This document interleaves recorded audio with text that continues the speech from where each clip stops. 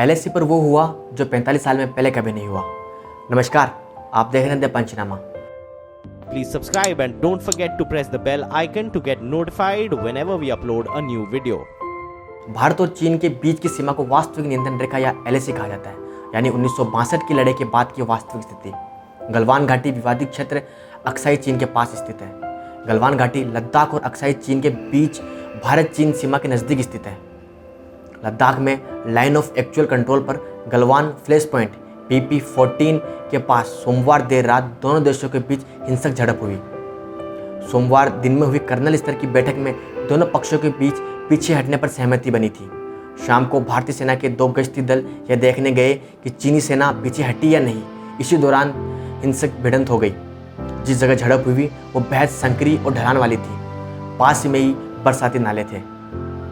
भारत सरकार के आधिकारिक बयान के अनुसार गलवान वैली सीमा पर सैनिकों के पीछे हटने के दौरान ये झड़प हुई है।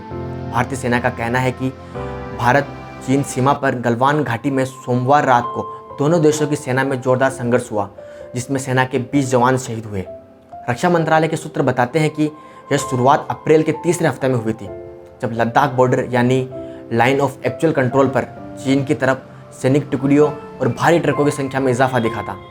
तनाव की बड़ी वजह पिछले कुछ सालों में भारतीय बॉर्डर इलाकों में तेज होता निर्माण कार्य भी है। चीन की बौखलाहट का सबसे बड़ा कारण 255 किलोमीटर की वह सामरिक सड़क है जो भारतीय सैनिकों की पूर्वी लद्दाख में आवाजाही सुगम बनाती है। ये सड़क बनने से गलवान घाटी में तनाव बढ़ा है। दोनों देशों की सेना पिछले महीने की शुरुआत से ही लद्दाख में आमने सामने है। पिछले महीने दोनों देशों के सैनिकों के बीच पूर्वी लद्दाख के पंगोंग और सिक्किम के नाकुला में हाथापाई हुई थी और तब से ही तनाव कायम है।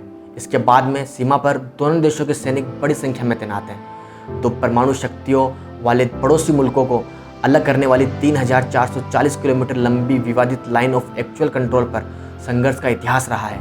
इससे पूर्व 1962 में भारत चीन जंग में 772 चीनी व 1383 भारतीय सैनिक शहीद हुए थे।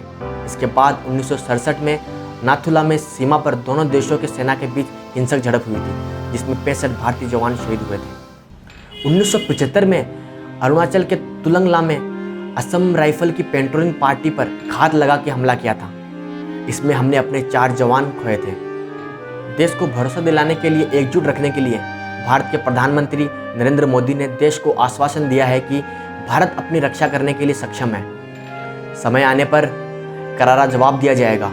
भारत अपनी संप्रभुता और अखंडता से कोई समझौता नहीं करेगा। धन्यवाद। Please subscribe and don't forget to press the bell icon to get notified whenever we upload a new video.